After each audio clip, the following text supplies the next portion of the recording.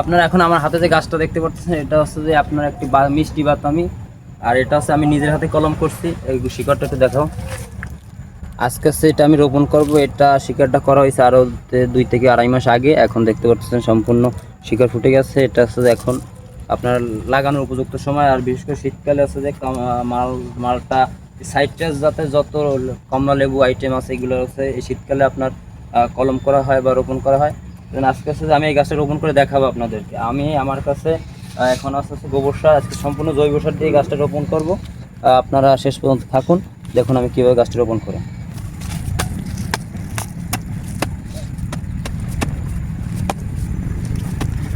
আগে হচ্ছে মাটিতে এইভাবে জোড়ো জোড়ো করে নিতে হবে। জোড়ো জোড়ো করে নিলে শিকড় আপনার মাটির ভিতরে ঢুকবে তাড়াতাড়ি।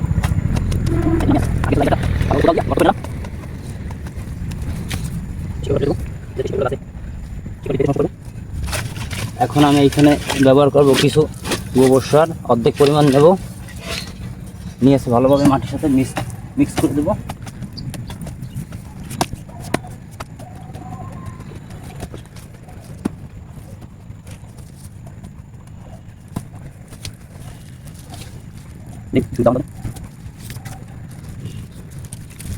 এই চারাটা, এই গাছটা মাটিতে লাগানোর আগে পলিথিনগুলো খুলে ফেলে দিতে হবে।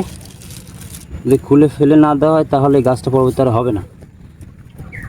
আর অবশ্যই যারা কলম করে আপনার চারা বানাই দেখা গেছে আপনারা অনেকেই আছে যে সাথে সাথে রোপণ করে দেন, কিন্তু সাথে সাথে রোপণ করা যাবে না। একদিন হচ্ছে যে কলমটা গাছ থেকে নামানোর পরে একদিন হচ্ছে রেস্টে রাখতে হবে। রেস্টে রাখার পরে মিনিমাম আধা ঘন্টা এই যে গোড়াটা পানিতে ভিজাই না, ভিজানোর পরে তারপর হচ্ছে লাগাতে হবে।